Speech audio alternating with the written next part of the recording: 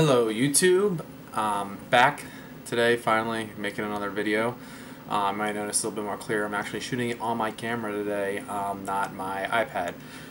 Today I'm going to talk to you guys about Air Force recruiters and the DEP program. There's been some questions about, first of all, what the DEP program is, what it entitles, and also Air Force recruiters and what you can do to better yourself for your jobs and with them as well. So first I'll start off with the DEP program. The DEP program is an acronym. It stands for Delayed Entry Program, and basically what it is, it's a program that was instilled to basically say that the people that are in it have done their initial paperwork and screenings and whatnot to join the Air Force, and they're awaiting a job to drop for them to enter and leave.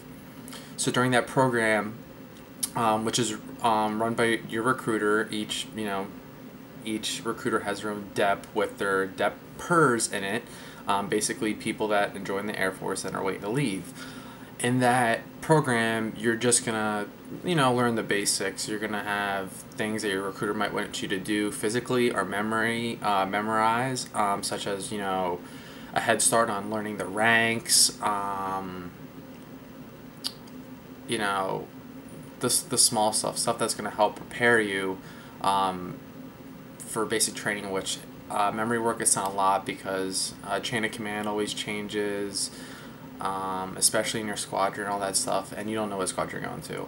The other thing is PT. Your recruiter's going to have you do PT while you're there for DEP, and it's just to help to get you in the mindset of doing PT more often and keeping a healthier lifestyle, and kind of see where you're at to gauge you, because you don't want to go to basic training and be way out of shape and be noticed for that and end up doing extra PT and all that stuff to get you into shape. You want to do it before you go, so when you get the basic training you can just cruise through all of it, because for the most part, if you're in shape and you keep your body healthy, you should have a breeze at basic training with that. Now with Air Force recruiters, a lot of people think I gotta go to the closest Air Force recruiter to my house, which is not true.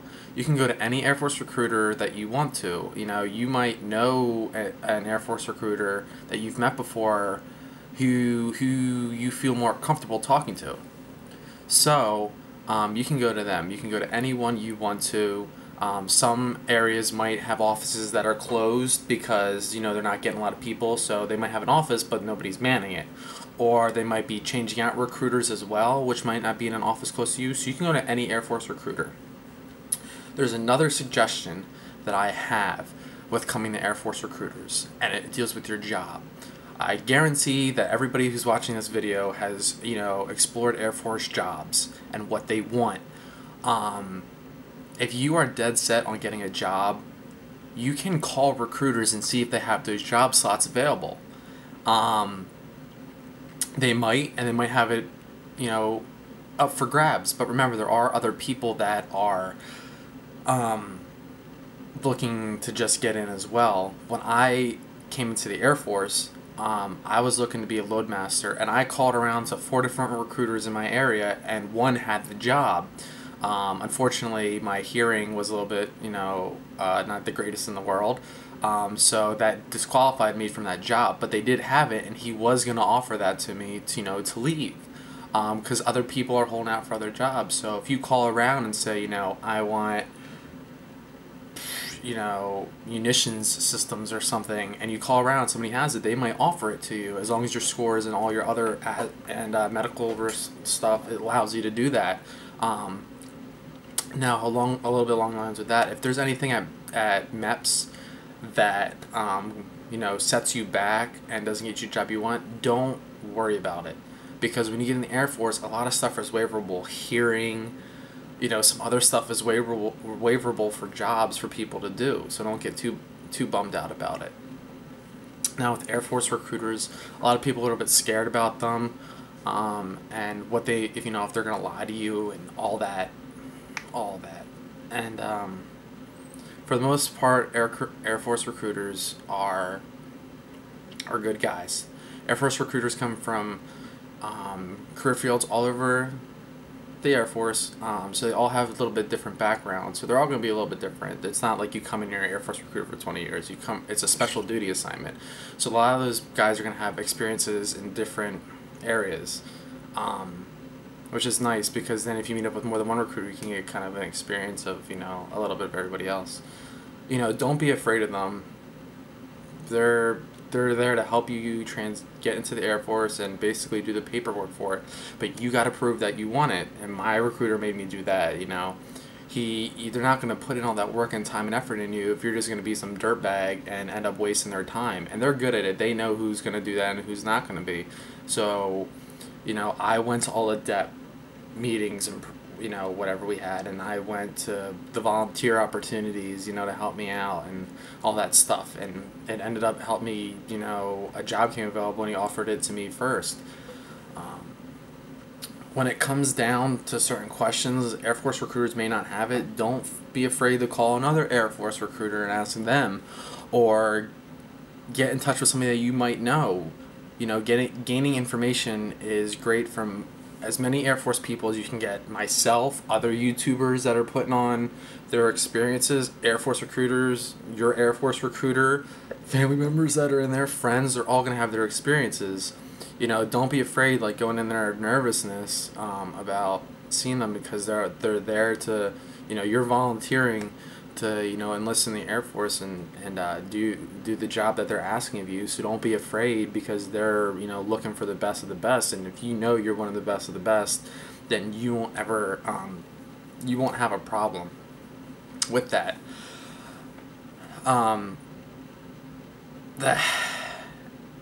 You know, and just prepare yourself for when you go in there. It is a process. It really, really is.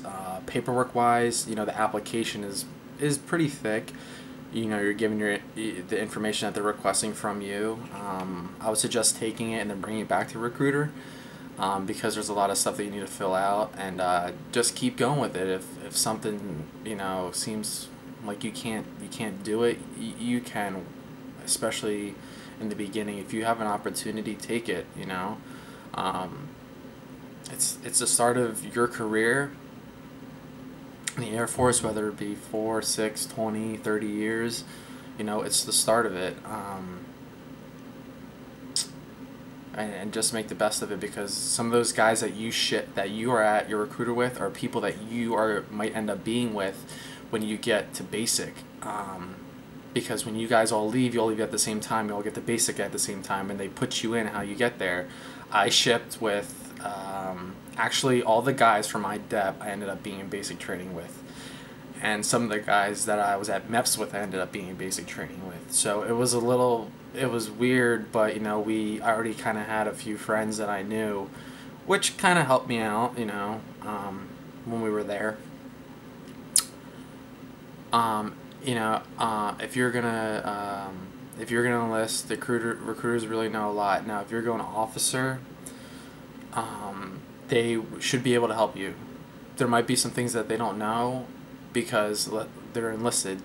I don't even know if there's any officer recruiters. So if you guys are looking for officer recruiters or that lines, just don't be, you know, shut down if they don't know everything.